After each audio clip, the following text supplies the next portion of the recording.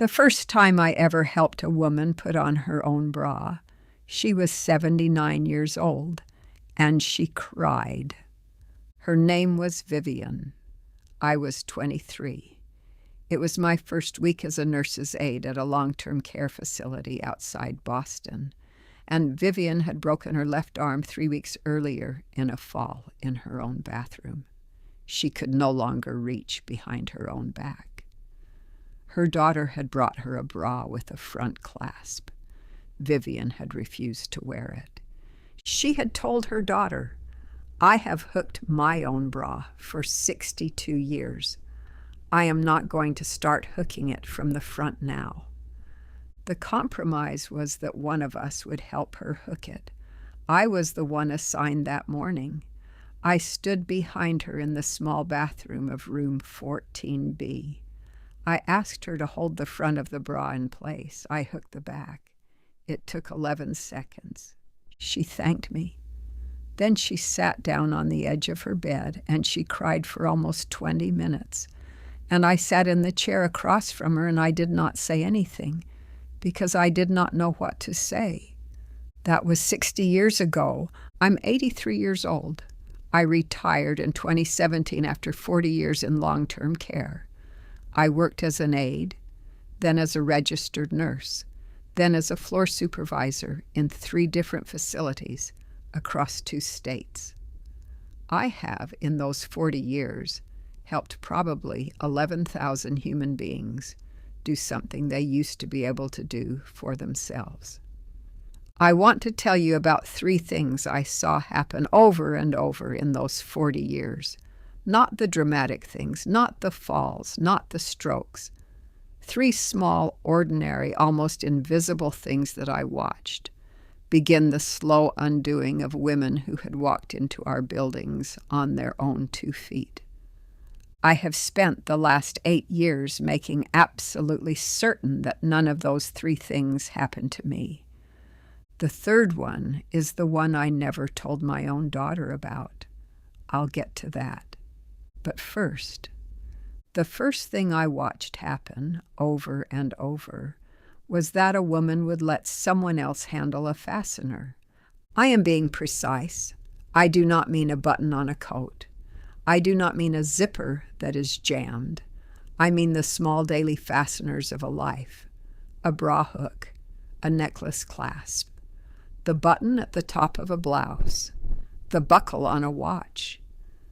I watched it begin the same way every time. There would be a small injury, a sore shoulder, a stiff hand, a recent fall. The fastener would become difficult on a particular day. Someone, a daughter, an aide, a kind neighbor, would offer to help. The woman would accept because the offer was made gently, and the day had been hard.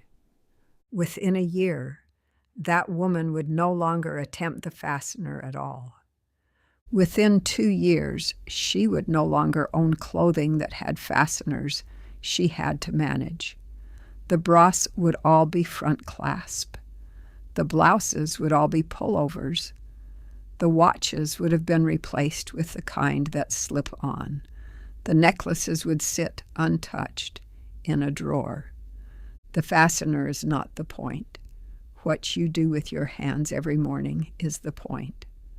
The fine motor work of hooking a bra is, I am convinced, one of the most underrated forms of physical and mental exercise a woman over 70 can do.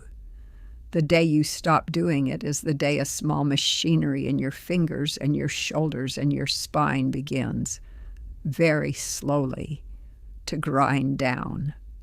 I have a chest of drawers in my bedroom.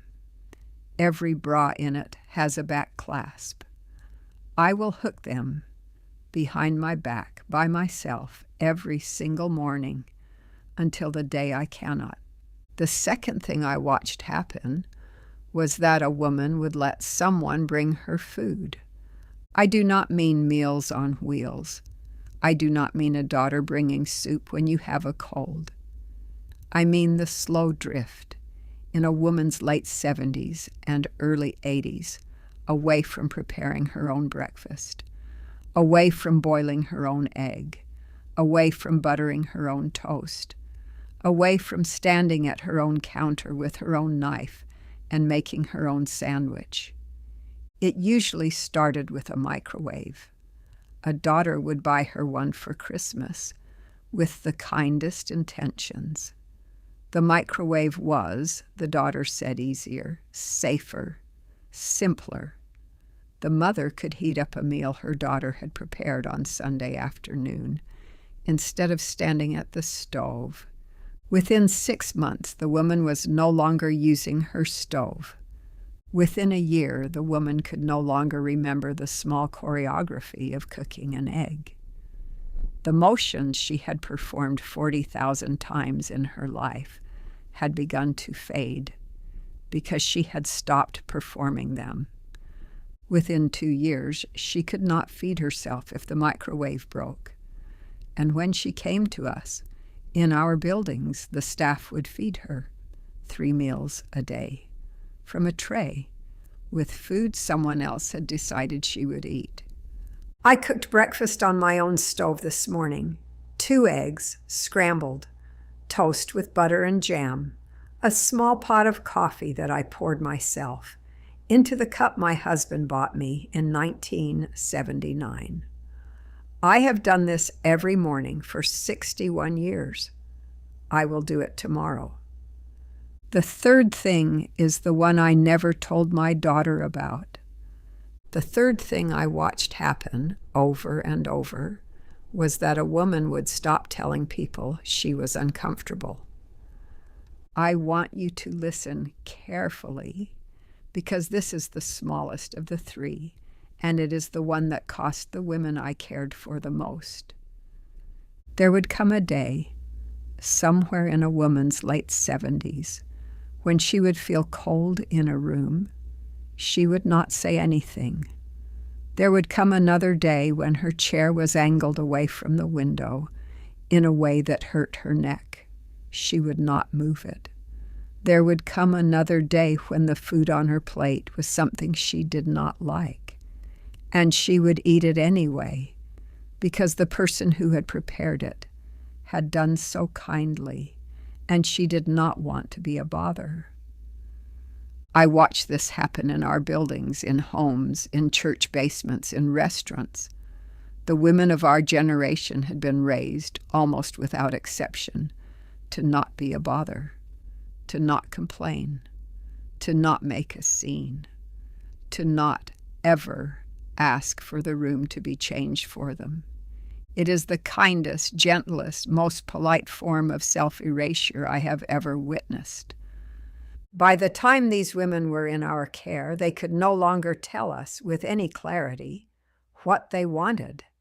They had spent so many years not telling anyone what they wanted that the muscle of wanting itself had atrophied.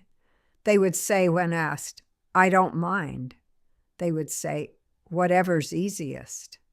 They would say, "Don't go to any trouble."